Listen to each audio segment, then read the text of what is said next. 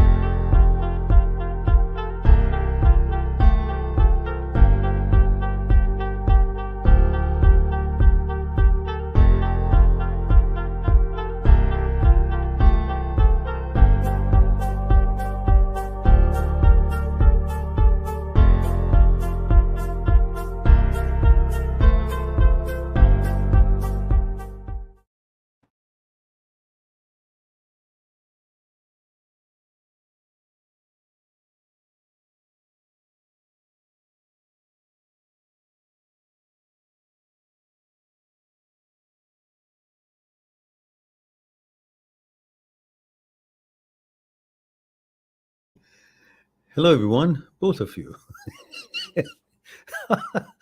How are you doing? There is one, but it shows two. Hello, Steven says, hi, Miran. Uh, Steven says, walking my dog and got your live note. Yeah, I'm glad that somebody gets my live notifications. I wish all 28,000 would, but I'm not sure if they actually do because like, for example, tonight we have only two people. So, which means most won't get it. And that is maybe I'm shadow banned. Maybe I talk too straight.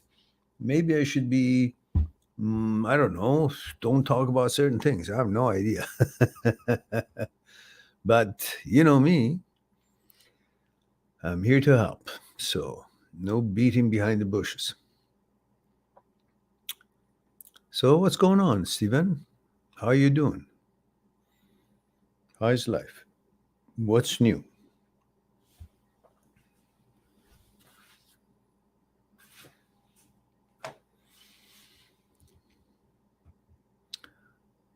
Says I like walking my dogs at night.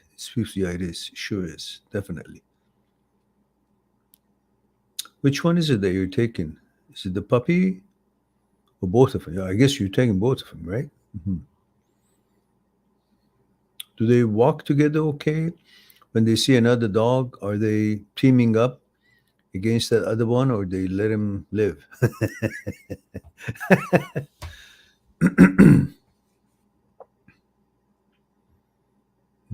Steven says, I'm doing well. Well, great. Good to hear.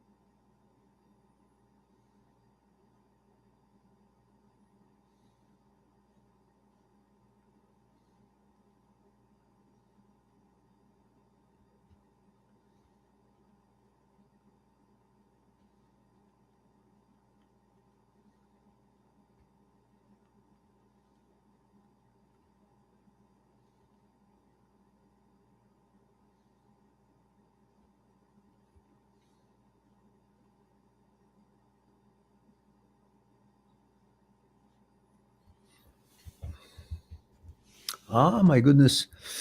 Couple of more sentences. Steven says they're aggressive with other dogs while unleashed. Yeah, that's true. Like it was the same when my son's dogs were together. If they would see another dog, they would kind of hold their own. And they were both big dogs, a German Shepherd and a Husky. So Jesse's here. So hi, Miran. Nice blouse you have. Yeah, it's my home blouse. This is like cozy, like when it's a little bit cold or it's nighttime, and maybe I feel cold because I usually wear short sleeves, so it gets a little bit chilly. So I put this home thing. It's kind of cozy. I love this. It's a very old one. Like it's long, long time ago I bought this, and yet it's just it has a comfort feeling to it. So I have my tea, and then I do my work and stuff. And so it was getting a bit chilly because outside is chilly. So I closed the windows and cozied up. And I thought I'd chat with you guys for a bit. And Jesse says, female, 28, Netherlands. Thank you for that. Says, I remember that you meditate. How often do you do this and how sitting, laying down? Well, at my high times, I used to do 1 hour a day, and it made a big difference in my life. My powers, everything, sharpness,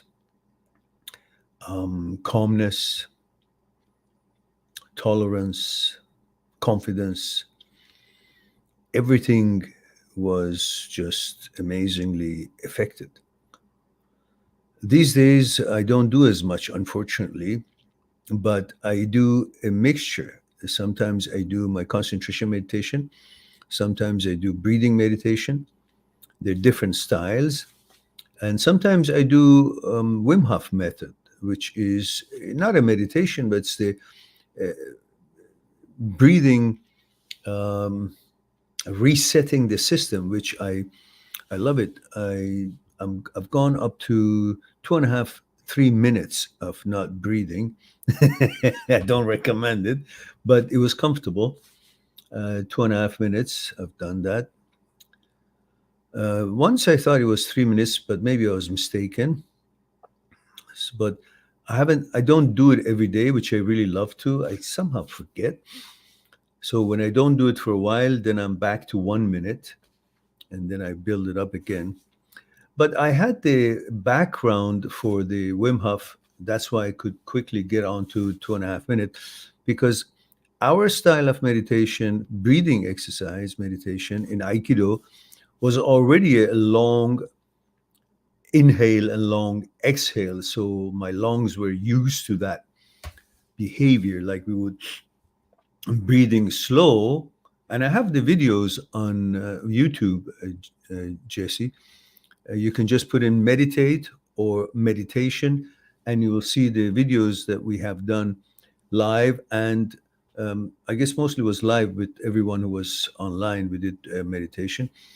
So one of them is like 29 minutes. It explains the whole process of it and exactly, so you can follow. It's guided meditation.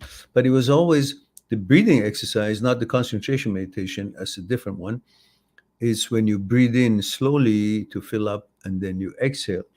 And that's a very important exercise for the lungs, because you exercise everywhere, but you don't exercise the lungs. The lungs should also be strong and expand their capacity. And the longer you inhale, the more oxygen amounts you bring into the cells. And then because of that long inhale and holding, you end up, when you exhale so much of the CO2 out, that eventually after 15 minutes, 20 minutes of meditation, once you open your eyes, you feel amazingly recharged, reset, connected with the universal energy. It's an amazing feeling. I have an experience that I will share with you guys. First of all, let me show you, Jesse, one movement of it, how it is. It gets too warm here, and I don't like warm too much. So you breathe in slowly. You sit on your knees, Seiza or Zazen. Seiza is when you're on your knees, Zazen when you cross your legs. And you breathe in through your nose. Oops, what did I do?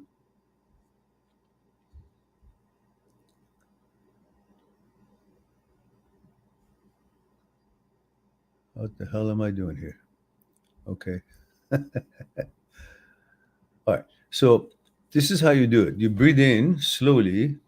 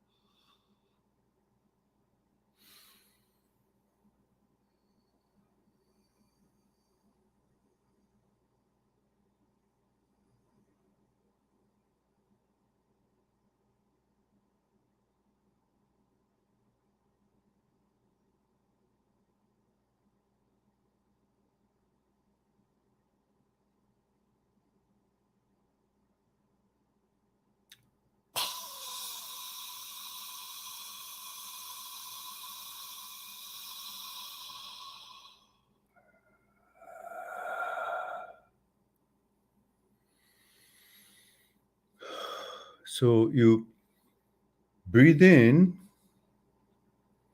when you top it off and finish. Then you move back a little bit from your center to bring in more air by going back, expands a little bit further. Just it releases a little bit more space. And then you hold and you exhale. And when you finish exhaling, you bend from the one point further to push the air out. Even this too simple breathing right now, it gives you such relaxation, like you kind of loosen up. You don't want to talk too fast anymore. So it's a lovely thing, but unfortunately, we often forget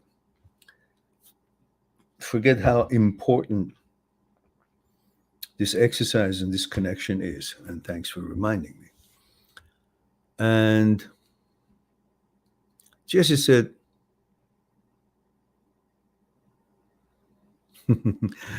well, even old looks good. Yeah, I like that thingy. Yeah. Jesse says, I experienced the same benefits when I meditated 2 times a day as you described. So weird. It was the best time of my life when I did. But somehow I still don't do again now. Yeah, because you've done it and you know how to do it, and you think knowing how to do something and the fact that you've done something, then its effect would have already been complete and you don't need to do it because you know about it. But knowing about something is not the same as actually doing and putting it to work. But we all make that mistake. Same with me. But I got to get my act together and do better, because I know that's my lifestyle. That's my how I connect with the universe, and I should remember how amazing it would feel, and it would make me so much mm, more equipped to deal with the day-to-day challenges, as we all have some. And this I will look the meditation. Oh, good. Thank you for the demonstration. I will remind. Okay, great, great, great, great. And let's see. Stephen says the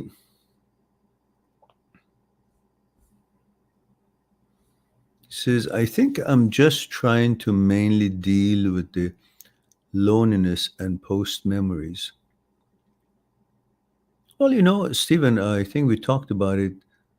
Um, it depends on what it is that you feel loneliness means. And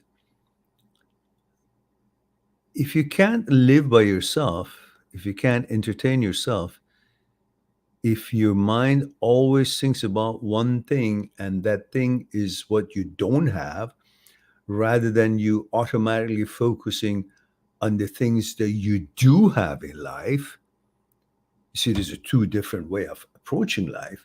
I can get up every morning, and naturally, human beings' brain is always thinking about what we don't have. As soon as you wake up in the morning, you think about the kind of, you don't have enough money, you don't have enough time, you don't have enough this and that. Always think about what you don't have so you can acquire it and bring comfort to your life. But my philosophy is that it is more important to focus on what you do have, because we all have this issue of there's so many things we don't have in life. So many things. Enough knowledge, enough money, enough comfort, enough freedom, the kind of relationship that you want.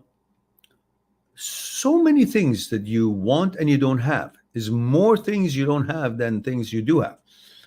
But the key is not to focus on what you don't have. The key is to focus on the things that you do have and count your blessings and enjoy the fact and appreciate the fact that you have these things.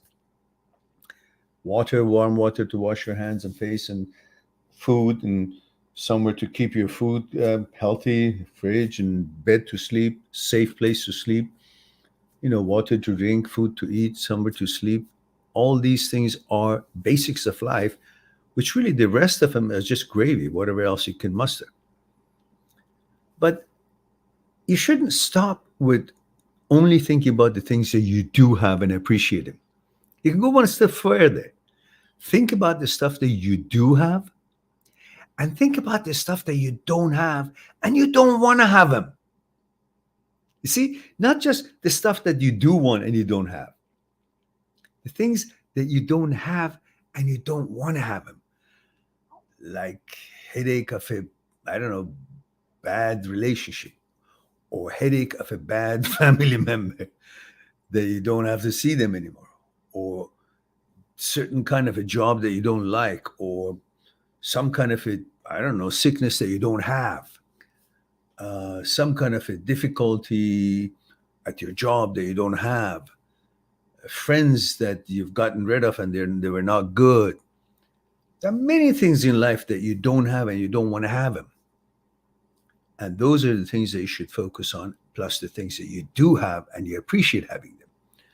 Then that will be another way of dealing with our daily lives, which are always full of challenges and lots of negativity of different kinds can come up. So my thinking is, Stephen, that you're constantly focusing on the things that you don't have and you think they're for you, you must have them. And you don't focus on the blessing that there is in some things that you really don't have and they're not good to have. That relationship of yours, you constantly think about the parts that were good and the parts that would remedy your so-called loneliness. But I ask you to focus on the part of that relationship which was mostly painful and not good, a bad situation. But you don't seem to give any kind of importance to the fact that you're not in that relationship is an amazing luck, because you wouldn't be the type to let go of that relationship, and you're lucky that she did, because you were too gentle or too hang on, let me clean the lens here. Is it better or no?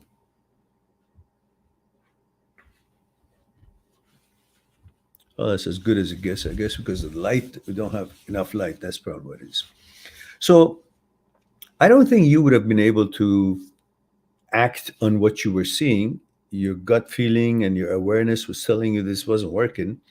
That's why you were not necessarily doing some things that you would have maybe wanted to do, but not for this girl. And now you're blaming yourself for not having done the things that you thought you should have done. But that is not right, because automatically your awareness and your feelings would encourage you or discourage you to do something more or less in a relationship. And you didn't have those reasons to do all the things that you think you should have done, which I don't believe there was anything else you could have done. But in your mind, you think you could have been a better person, all that. But you were a great partner for that relationship, as far as you've told me. So my feeling is that you just don't know how to appreciate life on your own.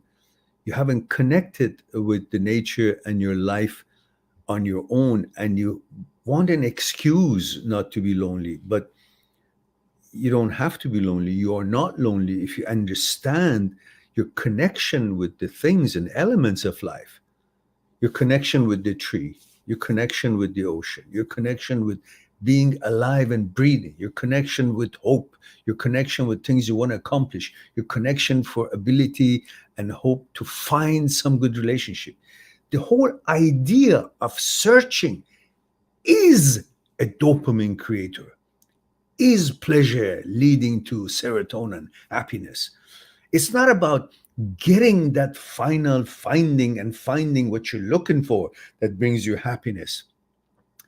It's the process and the aim and the goal and the hope and desire to find something amazing or accomplish something that you set out to accomplish is what really brings that happiness, dopamine, and the happiness, serotonin, and the pleasure, the dopamine. So Once you understand this whole thing is not about getting something to be happy, but pursuing for happiness is the process to find what you're looking for. That's when you should feel the happiness as well, not just when you attain it. But bottom line is that you don't appreciate what you have, and you're only thinking about there's one thing that can make you happy or whole, a girlfriend. If you didn't have the stuff that you have, no matter what kind of a personality you are, most girls wouldn't come around you, because most women, not all, but most women are very sophisticated and smart, and they are trying to look after themselves, and they want someone who has the stuff that you have: a good job, good family, good manners. I wasn't looking, I was pulling on this this band-aid, which instead I was pulling my skin on the side of it. Oh, there we go. So my suggestion to you is to focus on your blessings, focus on the things that you have. Stop thinking about this girl. There are certain things you want in a relationship and you crave for a relationship. I understand that. But that's not the same as craving for this girl. What you seek and what you're looking for is a warm, cohesive, coordinated, compatible, emotional relationship. But why is it that all that you attributed to this girl who actually proved you is not a girl to rely on, is not a person that you can really think is going to be a life companion, wishy-washy, come and go and do whatever she wants to get attention? So separate the two.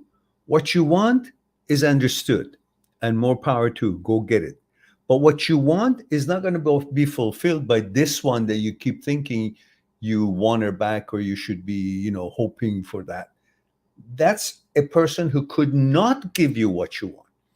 Regardless of what part of the relationship you focus on, there are always some good things in any relationship.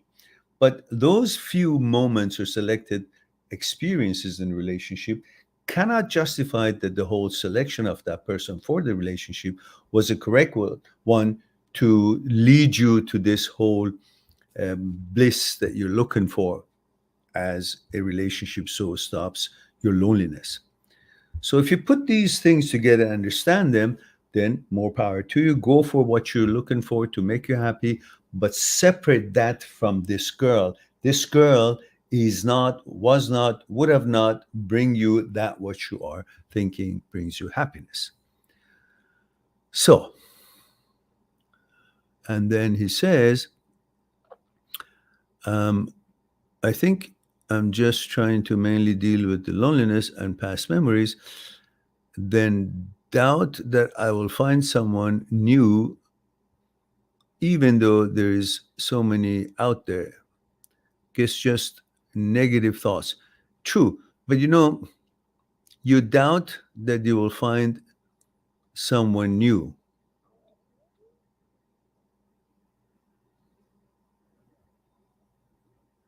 Okay. So if you doubt that you will find someone new, is that a justification to go to the one that wasn't working? See, you're using any of these OCD doubts to justify the relationship that wasn't working is the one that you should go with, which is jumping from the frying pan to the fire. What the hell are you talking about? It's two different things. Okay, you messed up in your head and you think you will not find another girl, which is just as preposterous as it comes. Because whether you want it or not, you will run into somebody else one of these days, no matter what you think. Even though you can't see it now, it doesn't matter.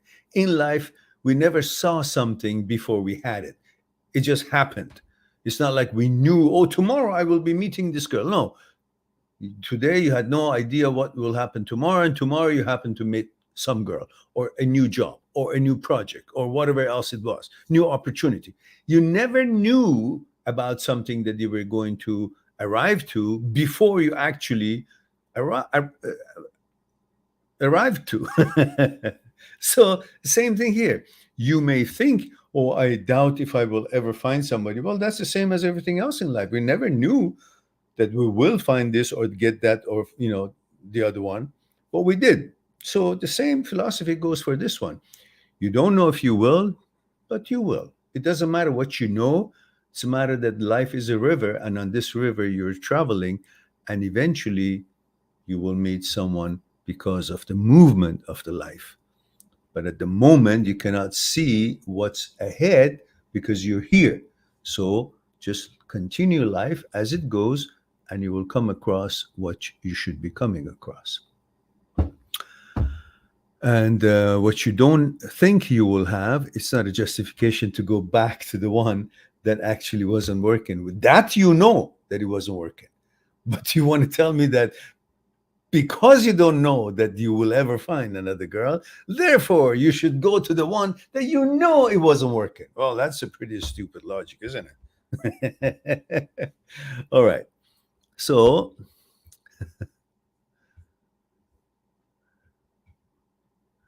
Simple Jack is here. Okay, guys, don't forget to give me those 3 little codes: age, gender, where you're tuning in from. FT Studio says, sir, please explain TOCD, transgender OCD. Well, I don't know about that. I can tell you about OCD in general, and HOCD, subsets of OCD, and they all have the same principles. And so it doesn't need to be specific as long as you understand there's a malfunction in the signaling system of the brain that could cause you to want to turn the light switch off and on 50 times because you think if you don't do, something bad will happen.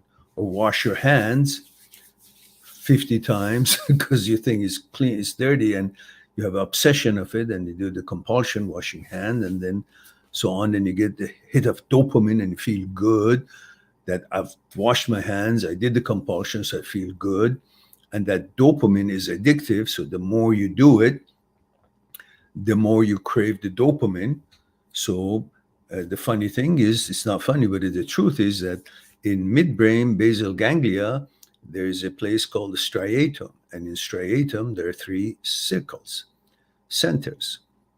Goal-finding center. Let's say the urge, the obsession of, washing hand would cause you to want to do a compulsion, which would be wash your hands. So this compulsion of washing your hand would be in the goal-finding center, because that's your goal, to wash your hands, to feel good.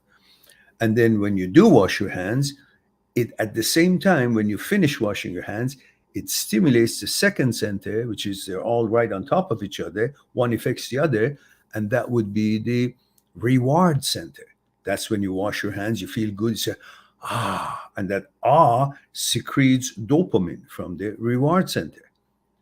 And that dopamine makes you feel good, and for that dopamine, after a while, you're not really doing the compulsion, washing hands for the obsession. You need to wash your hands because you think it's dirty.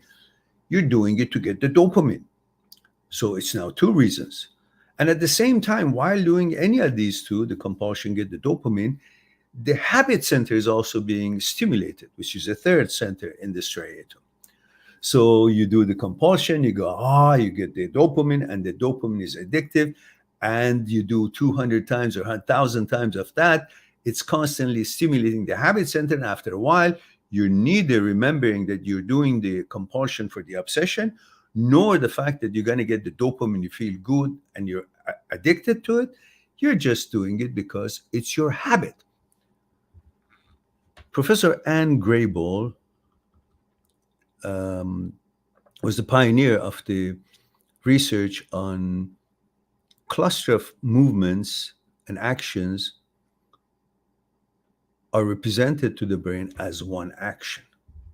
So in other words, the example would be, if you see a man going to a store and buying a pack of cigarette, paying for it, coming out, tearing up the packet, take the cellophane out, opening the packet, taking one cigarette out, putting in his lips, and putting fire 2 inches to his face and start smoking.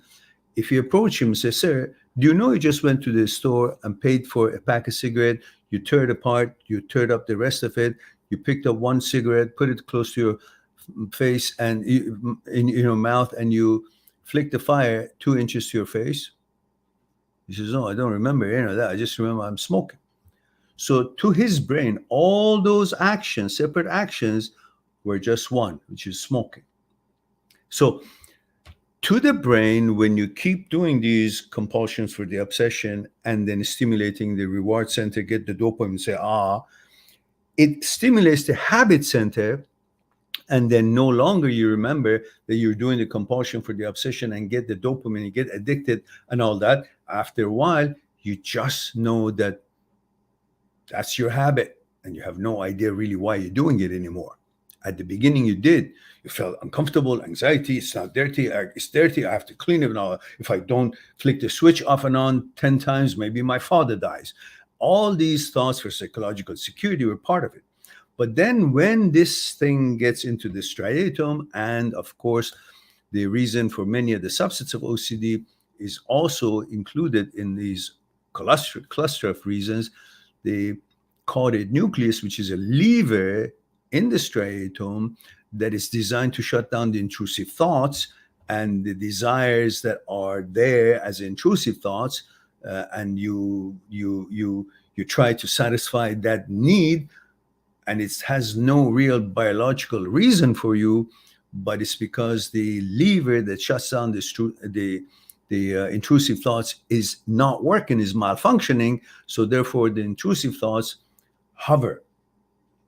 And when they hover, they don't disappear because the caudate nucleus is not functioning.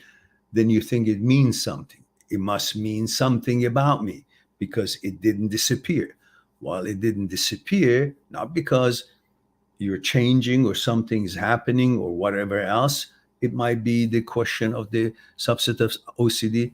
It's because the malfunction of the signaling system of the brain and the fact that caudate nucleus is not doing its job. So it has to be helped to rewire itself through neuroplasticity and get back to its default setting and function as it should, so the ideas or the intrusive thoughts would not linger.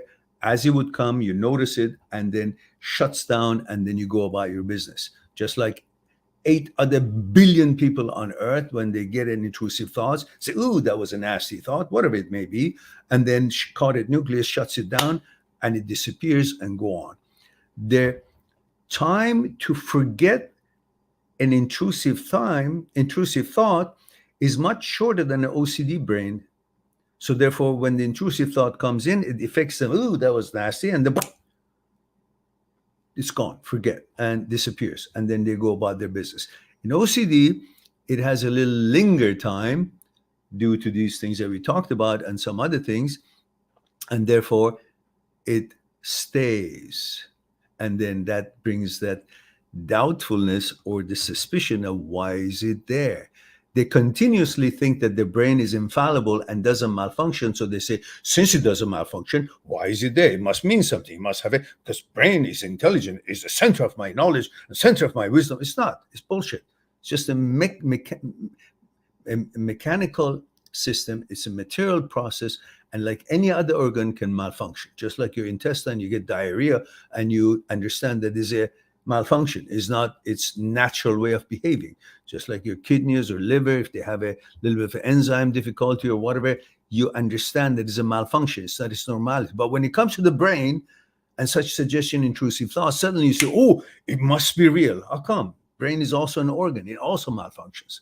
So that's why there's so much research done by scholars around the world, such as Dr. Schwartz, Dr. Jan Weiner, Dr. Philipson. All these people have spent their life to research and write articles and and help people to understand what OCD is, so before it actually ties them down to things that is actually not necessarily truthful.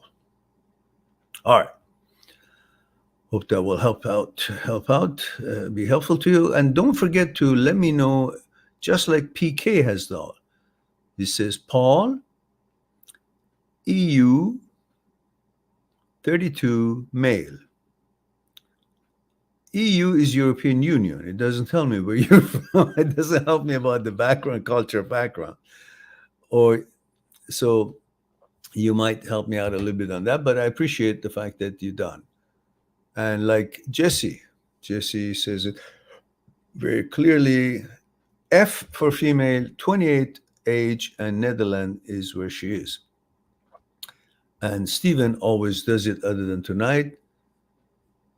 Male, 42, Los Angeles, M, 42, Los Angeles.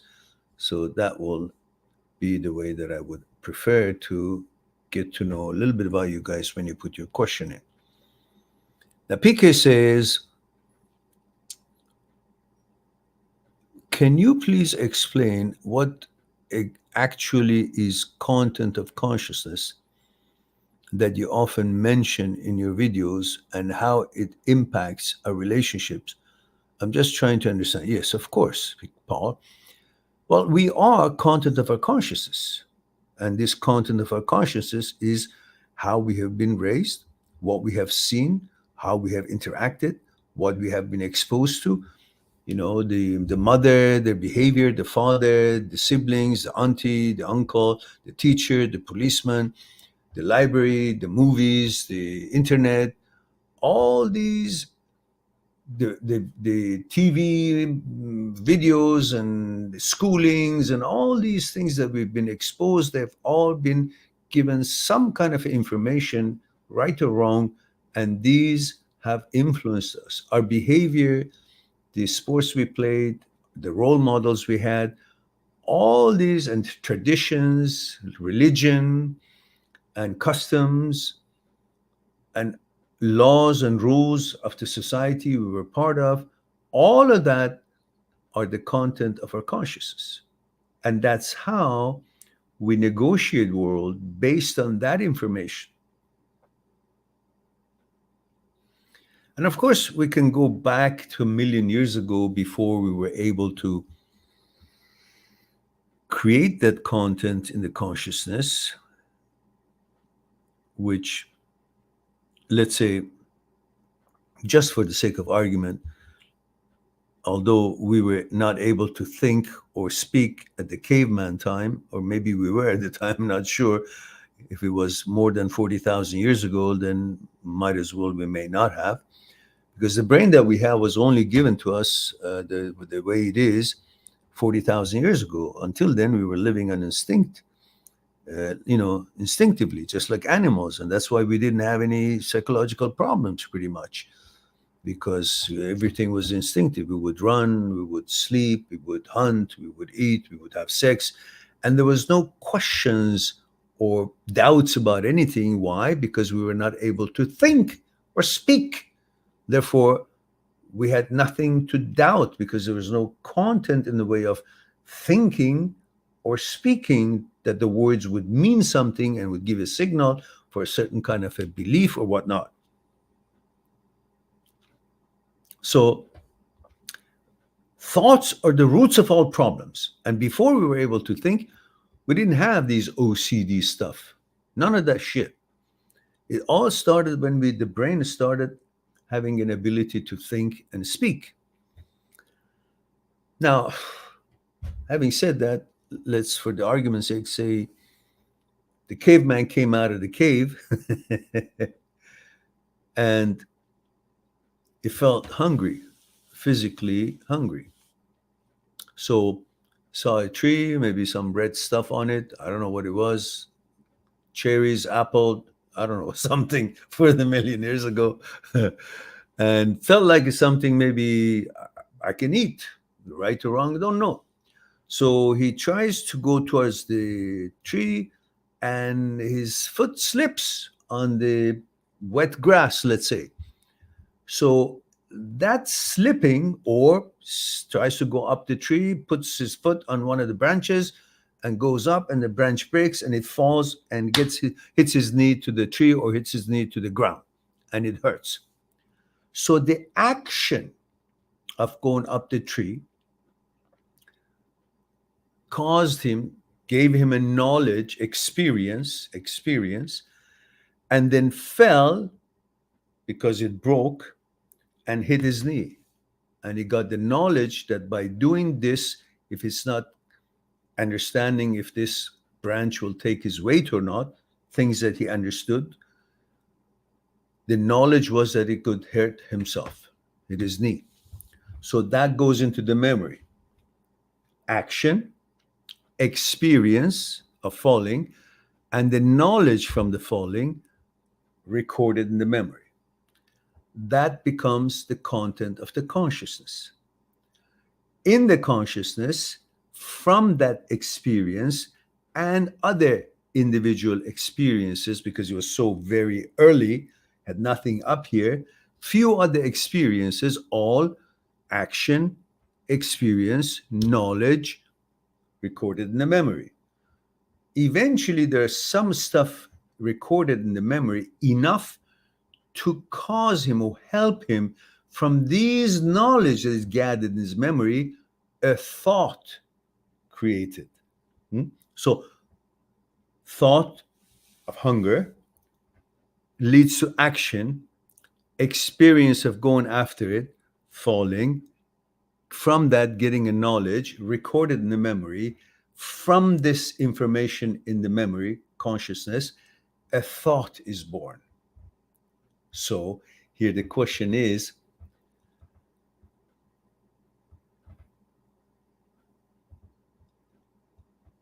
the recorder, the watcher, the consciousness, and the watched, which is the action and the experience and the information, the action that it comes from the thought. So the thought is coming from the consciousness, yet the consciousness has come from the thought, because thought, action, experience, knowledge, recorded. And the thought, action, experience, knowledge, recorded. So the thought leads to action, experience, knowledge, recording, which creates the consciousness.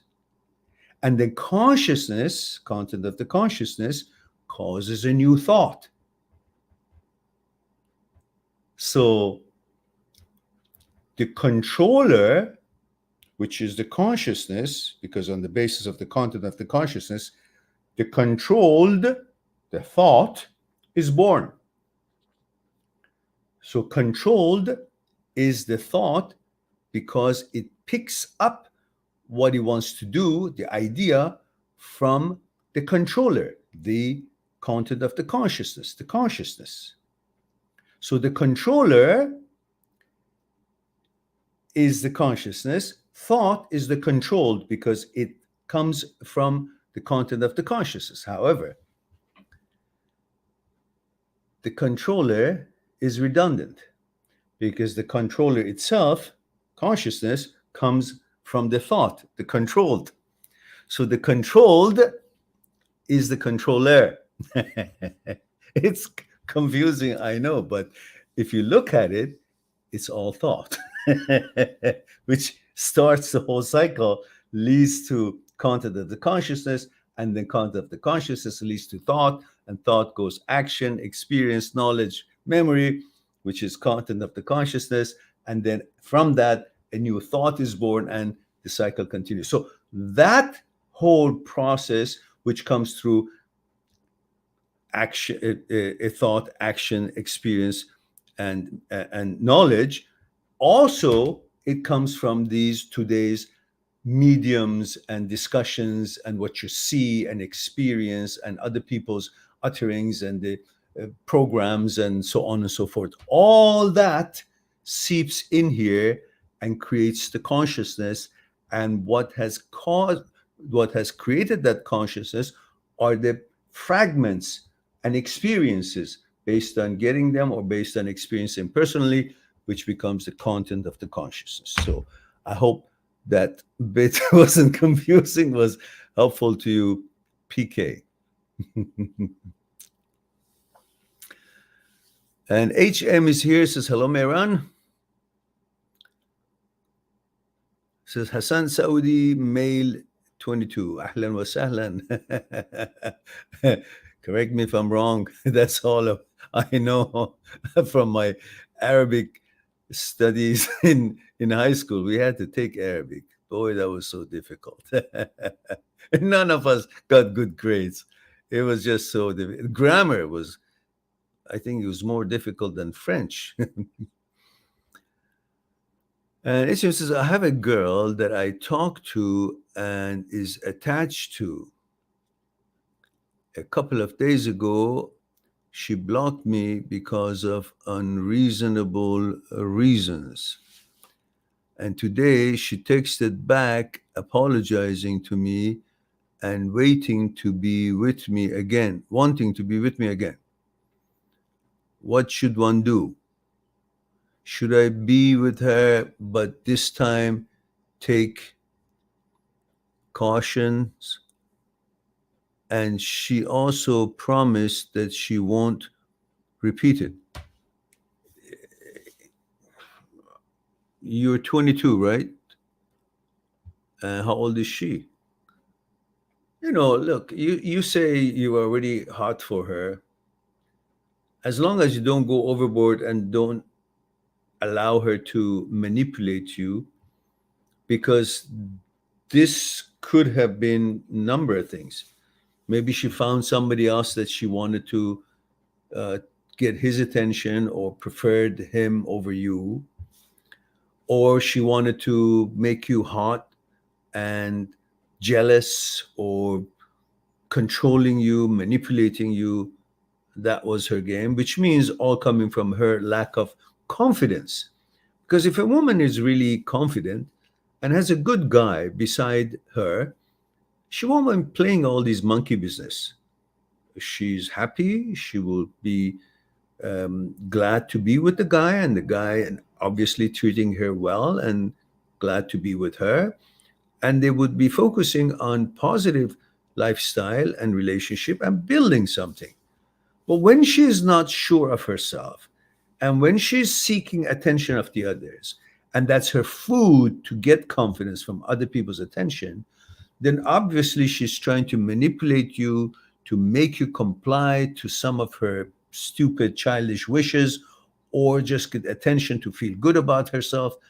These are the things that perhaps was in her mind, and maybe there was nobody else. But you need to find out what the hell was that for. To show power, control. And if you constantly be available to her like a doormat, you will keep losing respect, and she will learn that she can block you, disrespect you, and then call you back, dog whistle, and you will be coming back. And she would be able then to say, okay, I have this one. It's good for my ego, gives me boost and confidence, keeps me happy and wanted. So I can, with that confidence gained from this guy's attention, I can go and try to lure other guys' attentions. Some girls do that. Now, remember one thing. Women don't respect a man that they can manipulate. Don't think because you allow them to manipulate you and you kind of become a little bit, like careless, or you don't care just because you want to, I don't know, you want, what you want. That's not going to actually be justification for her to think of you as someone, a catch. She will think that she can manipulate you, and if she can think that she can manipulate you, she will lose respect for you. In any relationship, sometimes, often, you both have to be assertive about your needs or your interests, and also you can't always be compliant to what she wants just because there's something you want from her and you're willing to do anything for it. No, you got to control your desire for pleasure and say, if it's not meeting my standards, I don't give a shit. I don't want that. I don't want the kiss. I don't want the hug. I don't want the sex. If that means I should lose my integrity or my respect in her eyes, or be manipulated, or put up with some shit that I don't think it's proper or according to standards that I expect how I should be treated by my woman. And at all times you should abide by the same principles and treat your woman properly, respectfully, kindly, pay enough attention, and don't, look around too much here and there. And let her know that you are for her, you are with her, as long as you guys are together. Until you guys change your mind, one of you or both of you, that's a different story. But you should expect the same from her. Not just because, well, we men like sex and want sex and we want to be with them. And if she's not, willing or available, we will put up with all kind of shit just because, okay, we let her call the shots. That's fine. That's her decision and her preference. And we will wish that it would be a time that she would be inclined to have that relationship or intimacy. But if she constantly uses that in order to manipulate you to get some other favors and to get her way and control, that's when you got to let that go, because that's not going to be ending up well, because you're going to, in fact, be hanging around for a while, and eventually she'll go to another guy that is not allowing her to manipulate him. And then the girls respect that guy. All right. And HM says, I have noticed when I care less about her, she loves me more. Yeah, because that is when they think that you're a catch. Because if they have you, these kind of girls are not confident girls, and they're not mature enough. That's why they want a guy that they cannot have. So if you're too available to them, they say, well, look, I don't think I'm much of a hot shit, but this guy thinks I'm really hot. And I'm really much, but I know I'm not much. So why does this guy really think I'm much? He's not much. And if he's not much, I don't want him. That's the process of thinking for such girls. And therefore, you need to have a balance. You can't be always as sweet as you are and caring as you are, because you can only do that with the right girl who's confident and loving and can appreciate love, can receive love, and is capable of giving love, reciprocating, and not sitting there to feel good by getting attention and not being able to get back or give it back. And if you keep being available to these kind of girls, they'll just think you're not much. And because you're not much, they don't want you. That's their logic. No, it's not weird. That's how it is. That means she's just a young kid, 20-year-old. She doesn't know shit yet. Don't think of her as a wife material. She doesn't know if she's coming or going. And neither do you. At age 22, you have no business thinking about long term. Just get to know her and see how far you guys can be compatible and enjoy each other. But don't try to seal her or to get a promise from her or get a commitment from her. Leave that topic. The moment you talk about that with the 20-year-old, she gets all big-headed, and before even too long, she lets you go because she thinks she's too good for you because you already want to marry her. She's not there. It's just a game for her at this point. Childish. They're experienced, yeah? So just be your age, but don't be too serious. Be a gentleman and be a good boyfriend, but don't be too serious about the relationship going somewhere like it would go if you were like 28 years old. Until you're age 28, I don't want to hear that you're deciding to get married with somebody. Just don't.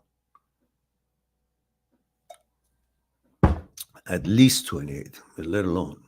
It has to be like, 30, 34, then 35, 36. Then you get married if you want it.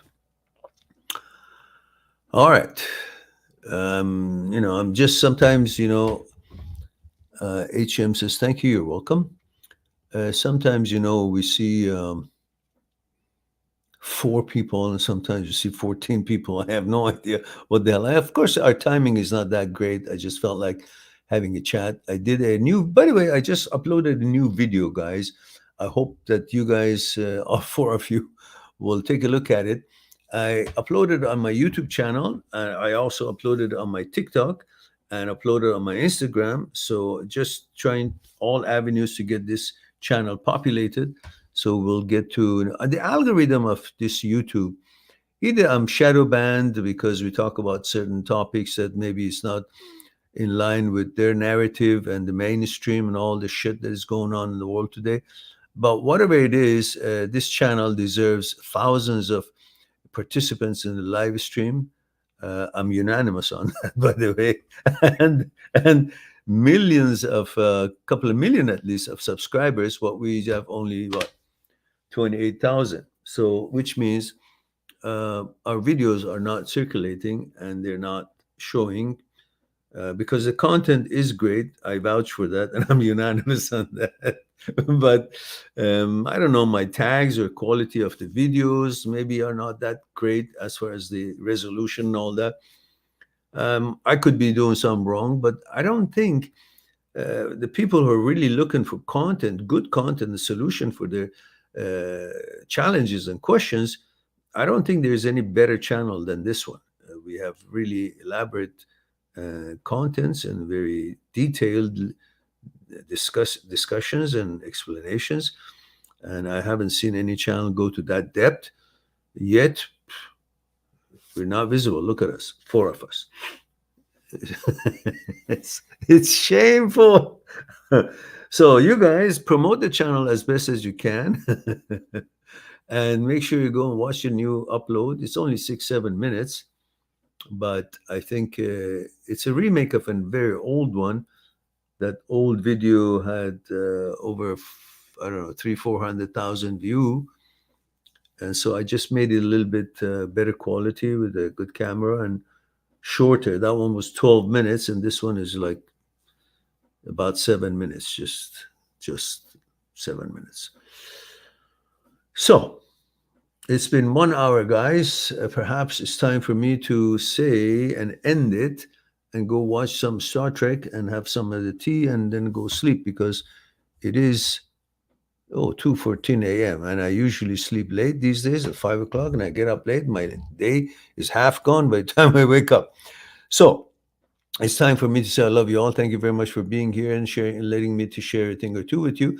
Don't forget to promote the channel as best as you can so we can have more subscribers, so we can have more people participating in live streams, so we can have more financial support as far as the subscribers and the viewership, and then whatever else we end up getting as far as the support for the channel, so the channel can spend some money for advertisement and get more and more exposure. But in the meantime, you guys do the exposure and help me to help the channel to, it's your own channel. I mean, help the channel to get more exposure, and so we can reach more people and help more people. So in the meantime, I look forward to our next live stream. Be good to yourself, to the others. I'll talk to you soon. Bye for now.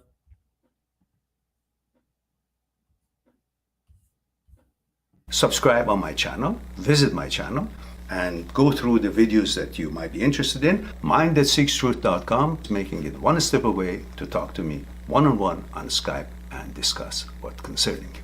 I'll talk to you soon.